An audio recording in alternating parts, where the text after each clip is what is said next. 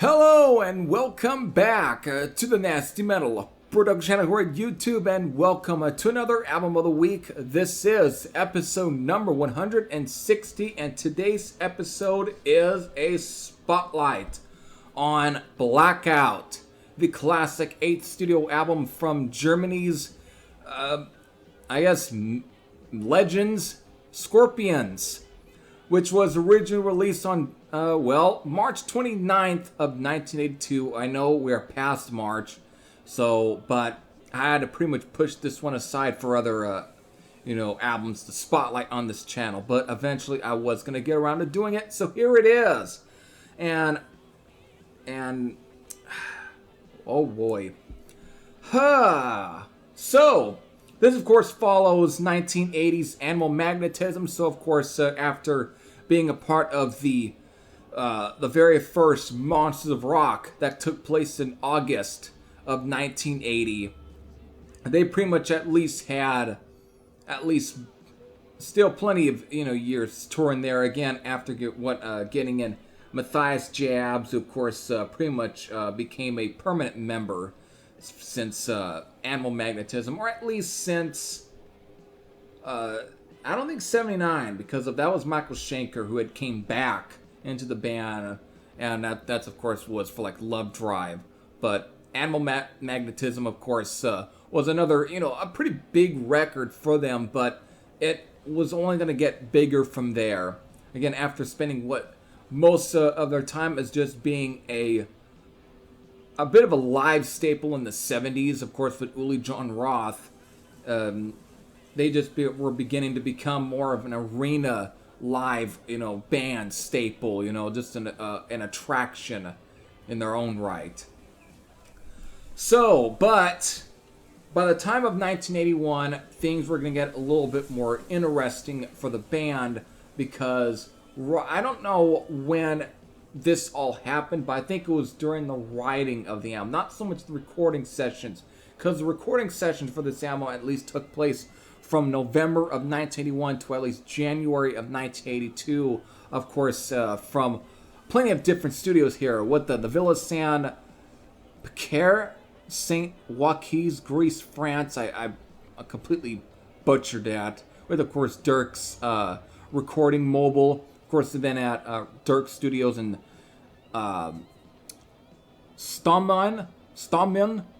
God damn it, I'm butchering all of that. West Germany, which again is Dieter Dirks, who of course is again still handling the production job, who has been handling their the production job since 1975's In Trance. So it's all good there, but I think it is. I don't know when the writing sessions, or at least the writing for the album, really pretty much took place. Because again, I'm looking on Wikipedia, and I don't think again, Metal Archives aren't completely being not giving out a lot of other information. But all that it's been said is that during the writing sessions for the album, not recording, just to clarify again, that Klaus Meine, again the lead singer, again if you're not familiar with Scorpions at all, if you're listening to this, you probably at least are familiar with them.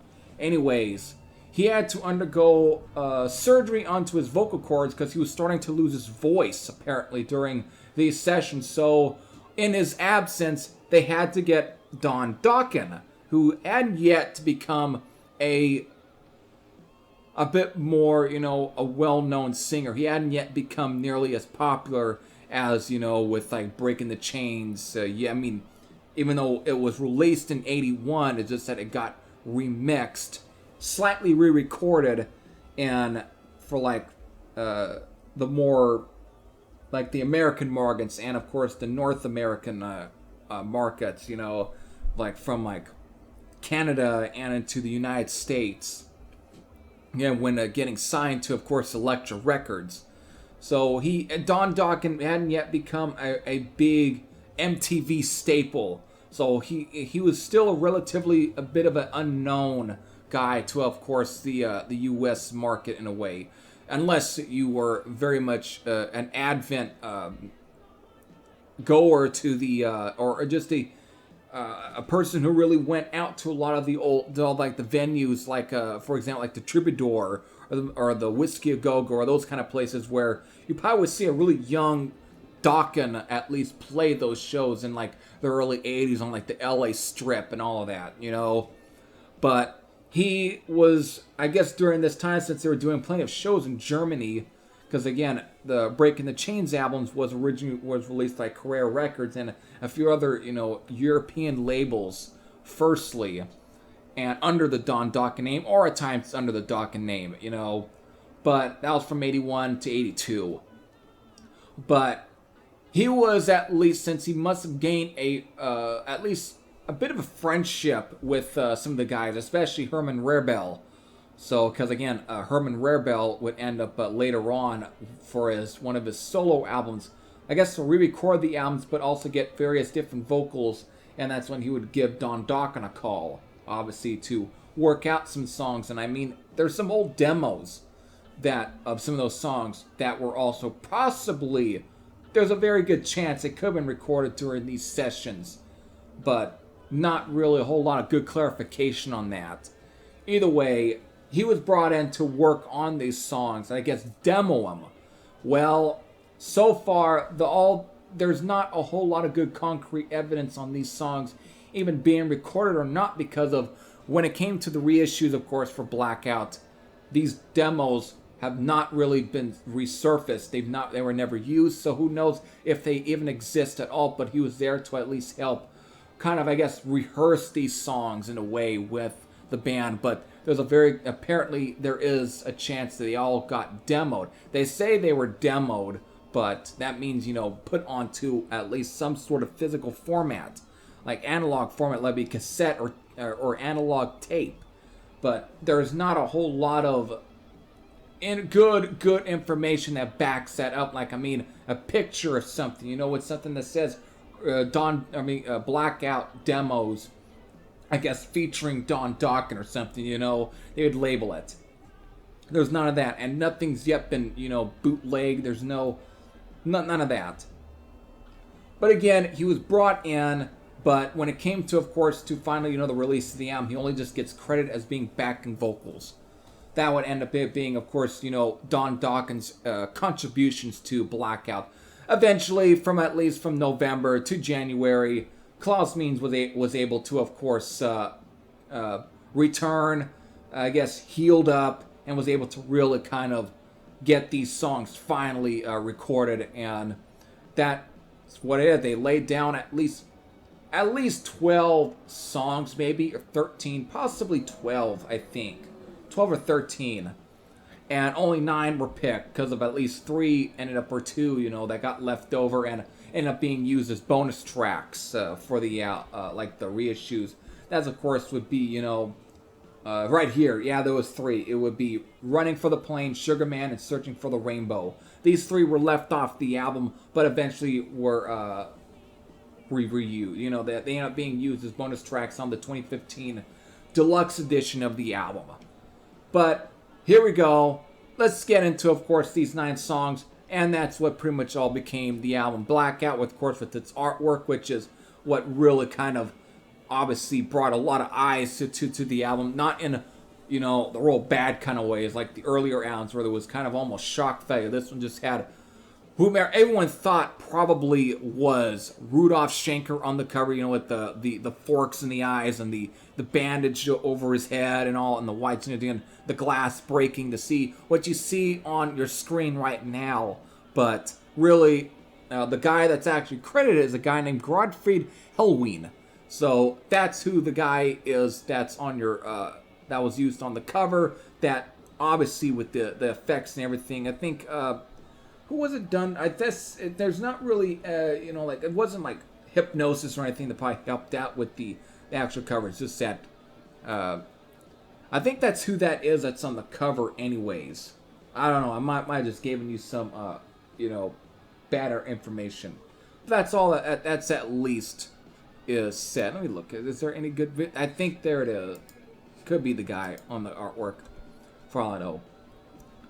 Anyways, that's what we end up getting released through Harvest / EMI in Europe, and of course Mercury here in the United States and Canada, of course, but through again on March 29th of 1982. So that's pretty much where we end up going to. So let's just get into the actual album itself. So again, of course, 40 years for this album, 40th anniversary anyways, because again, we're past March. So there we go. Just had to make sure that I throw that little bit of information in. So these 9 songs, which pretty much, depending on certain copies of the album, it at least probably clocks in at 36 minutes and 44 seconds or possibly 37 seconds. But the copy that I ripped from the US pressing of this album, it was the length for this album apparently at recording, I don't know if anything was jumped or not, but it's 36 minutes and 16 seconds. So that could be the actual length for the US pressing. So I don't know if it's longer on the European. I know that apparently China White has got, I guess, a different solo on the European version of the album. So Blackout slightly different on the European copies. Either way, doesn't matter. Let's get to these 9 songs, since I've already mentioned one of the songs. But again, we got the title track. We got Can't Live Without You, No One Like You, You Give All I Need, Now, Dynamite, Arizona, China White, which I just mentioned already, and of course, When the Smoke is Going Down. So there's your 9 songs, and just from the production to the album, and of course some of the songs, this one is a lot more straightforward and less relying on longer songs. I mean, besides probably China White here, but some songs are less different. You know, they're a little, I mean, you were kind of already were hearing the bit of change in the writing style from like Love Drive. You were beginning to really hear that change, but it really was starting to take over on like Animal Magnetism, and it's just in full form here on Blackout. But at the same time, these songs are still very rockin'. They're very much at times very heavy, and they still come across as just being straight up very much classic early 80s heavy metal. I know some will say, oh, hard rock. Bullshit. Anyways, it's still pretty much just early 80s heavy metal.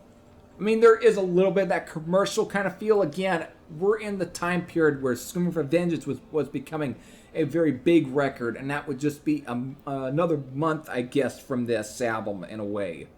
And of course, I mean, when at least 2 months or something, you know, for like, again, from March to whenever Screaming for Vengeance would come up, which again is coming up here. Its anniversary is coming up, but you're getting this, and of course, Number of the Beast in a way. Shit, what other you know, classic heavy metal record that would come out in this period that again were just seen as game changers in a way, and this one was, or yeah, Restless and Wild at some point.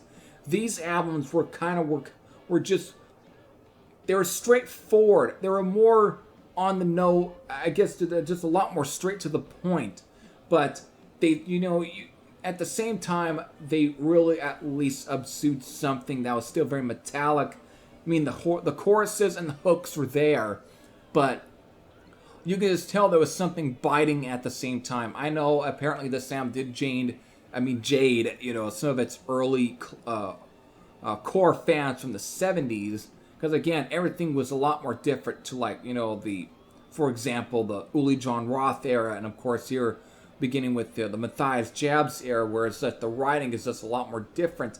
But the songs are still kind of there, where it's like they didn't really sacrifice a lot of the, I guess, the writing for at least, you know, whatever. You know, nothing was completely sacrificed. There's still a lot of great songs on this album. I mean, just from the title track to, of course, I guess Can't Live Without You, Now, Dynamite, which are Now and Dynamite are definitely two of the more, along with the title track, are definitely more closer to being speed metal. They're a lot more heavier. They're more, again, very much taking a lot of notes from the new wave or British heavy metal movement with like Iron Maiden, Saxon, Tigers of Pantang, Raven, and at times maybe early Def Leppard, like On Through the Night era. It's taking inspiration from those kind of bands, but still kind of at least still having that bite. Of course, Judas Priest, another band who really weren't a new wave or British metal band. They definitely were more pre, but it's again, these bands took something from these kind of again and just somehow expanded at times. I think the younger bands made them change up a little bit of their writing style. It changed them a bit because again, they wanted to kind of continue on and make sure that they still keep a growing fan base that still feels like as fresh in a way. And that's what a band like Scorpions did. They had to update a little bit of their sound to kind of at least to still stay in competition and stay afloat in the 1980s. Of course, that would change by the late, mid to late, where all of a sudden they're starting to now start to run with the pack instead of being ahead of the pack, which they were like, during these the early 80s. They were becoming ahead of the pack instead of with, just running with the pack, like a lot of some of these older bands were starting to do in the 1980s. They were starting to just running with the pack. So again, the LA glam scene, yada yada yada. But they were showing some signs that they were going to be ahead of the pack. And that's definitely really heard with songs like Dynamite Now and the title track, which are both barn burners in their own right. And they both have just a complete heaviness to them, in a way. I mean, just energetic songs. But again, you got the hookier kind of songs, again, like Can't Live Without You and No One Like You. And I guess, in a way, Arizona, they're kind of close to that, where they definitely have more catch. They're not lighter songs, but they still have they're still very rockin' though. They're not really that light, but they're still very, they're commercial, but the good kind of radio-friendly kind of songs. Again, they're sing-along, but they still got a nice bite to them. Arizona's one, though, I'm not that crazy about, but it's still a good song. But again, Can't Live Without You and No One Like You are both, good sing-along kind of songs. You Give All I Need is probably kind of close to the more classic kind of early, late 70s, early 80s kind of power ballad structured, of Scorpions, where it's like, it starts out a little soft and wave, a little clean, but then when it finally does kick in, it's still very much still great hooky rocker. But of course, When the Smoke is Going Down is straight up, great classic early Scorpions ballad. That's again at times close to something like Holiday at times, or Lady Starlight. It's in that kind of vein. The only real heavy song on this album is the track China White, which is the closest you're going to get to still getting remnants of classic early Scorpions in a way that at times is continuing a little bit of like either Coast to Coast or The Zoo, and of course the song Animal Magnetism. It's like close to that, or even the Sales of Sharon.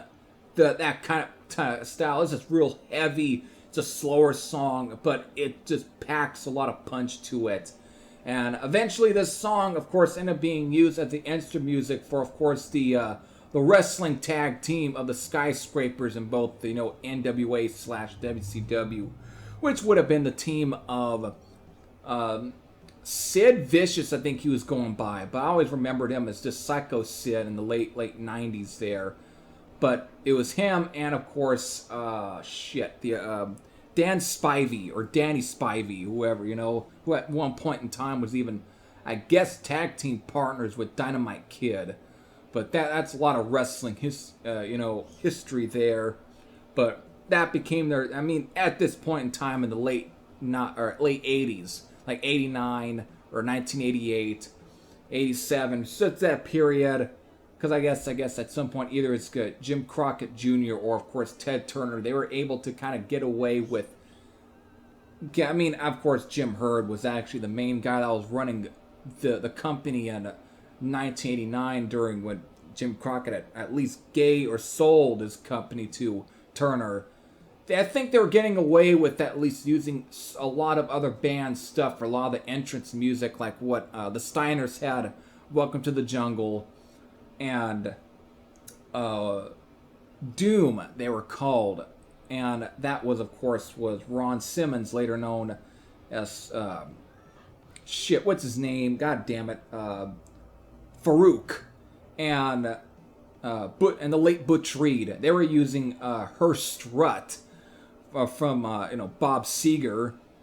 They were using at least plenty of different artists' music during this period. I mean, the Road Warriors were coming out with 2 War Pigs from Black Sabbath. So they were using some songs, but the Skyscrapers, they were coming out to China White from Scorpions, and it just, again, they were just 2 big, giant bastards. They were just big, huge. Though, were they a great tag team? They weren't all that amazing in the ring. But again, it's just the overall package, of course, being managed by Teddy Long. So there it is. There's your little wrestling history from, of course, your old friend here, NastyMetalProductions. But again, it's just something. But apparently, again, to still stay on the song China White. Apparently, both the U.S. pressing and the European pressing differ with this song. Apparently, it's mostly with the guitar solos. Because apparently Rudolf Schenker could not really... He couldn't really figure out what solo he could use, definitely use. So apparently, they mixed 2 different versions of this song. So for one, that would be used for the U.S. market and one for the European market. So there's at least something different about the song on these 2 different pressings. So that's all that apparently is the information there. Apparently, Rudolf Schenker explained this in an issue of Kerrang, which would be issue 12. Burp there. It was issue 12, apparently. I guess this must have been maybe 1983 or something, whenever this issue could have came out. Maybe it could have been that year in 1982. I don't know. Someone's going to have to clarify on that. Especially those who would collect the Kerrang magazines in the early 80s. So there it is. Anyways, that's where he went into detail about that. So yeah, he just could not choose between what solo he can use for this song, because again, he recorded 2, but he couldn't figure out which one was better. So it just like, because I guess he liked them both, so it's like, screw it. Let me just come up with 2 versions for this song, or mix 2 different versions, and one of these were going to get used for the U.S. market, and one of them is going to get used for the European market. So both countries got a different version of China White. But again, this is a classic record, and I've just grown to love the sound over the years. I mean, I've never owned this one on CD, but I've had it on record for a long time with my dad's copy, and I would just listen to this record just constantly. There was this and Animal Magnetism were the 2 albums I would go back and forth, but I just played Blackout way more than Animal Magnetism at the time of the late 2000s, early 2010s. When I really had more access to the record player, put in my room, and I was just able to search through my dad's record collection, and again, just pulling out Blackout when it would be like, oh my god, I really want to listen to Blackout here. It's just, I'll just get that itch to want to really put this record on and just listen to it. I know everyone's pretty much thinking, what a boy there, that a boy. Listen to it. It's like, this is the kind of record you're supposed to listen to on record, because the warmth and everything. Even though his was still played, because you can hear the crackles and everything. Because of that's kind of what's playing in the background is a vinyl rip from that particular U.S. pressing there. But again, I just love the sound from beginning to end. It is one of my absolute favorites from Scorpions. Of course, I've being introduced to the 70s stuff, and I just love that stuff as well. But this is one of those albums I just come back to whenever I really want to listen to some Scorpions. I know that the most recent album is kind of a bit of a throwback at times to an album like Blackout, where it's like they were trying to get back to making a record that would contain those characteristics of like Blackout, where it focuses on just the straight up heavy riffs or the rockin' riffs, but also, again, the hooks and the chorus and all of that. And I think they did a fine job on Rock Believer. So there it is.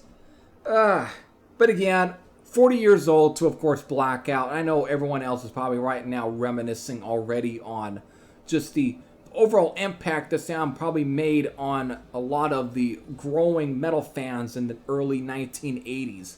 And really kind of got real hooked onto these guys. Because either them, Accept, and of course Michael Schenker's own solo band, the Michael Schenker group, were just churning out still this kind of stuff for UFO. That to me is all that camp right there. Again, it's like whenever I'm listening to Scorpions, I have to also listen to at least the Michael Schenker group. I gotta listen to at least UFO. I have to kind of go back and forth. It all fits within that vein there. The same thing. I'm going to listen to Accept. I'm probably now going to listen to some Udio. Udo Dirkschneider's solo band. Probably then going to listen to some TT Quick. That kind of thing. So there it is. But again, it's a classic record, so you probably are right now reminiscing just as much, and you probably have at least some sort of thoughts about this album. And again, if they're positive or negative, again, whether or not they are at least for thoughts that date back to when you first probably heard this album, when you first picked it up.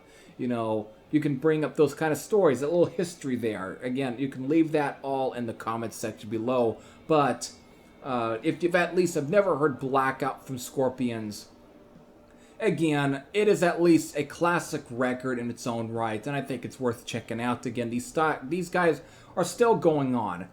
Klaus Meine just had his birthday, a few days ago, and it's just, and Rudolf Schenker and all these guys, they're still going on. Matthias Jabs, they're all at least still going. They're still touring. Again, released a new album, like I just mentioned. They're not slowing down at all. So, again, it's just it's wild for people who still grew up then. It's wild for somebody who never lived the 80s, but again, who goes back and pretty much respects and loves that period of time. There it is. That's it.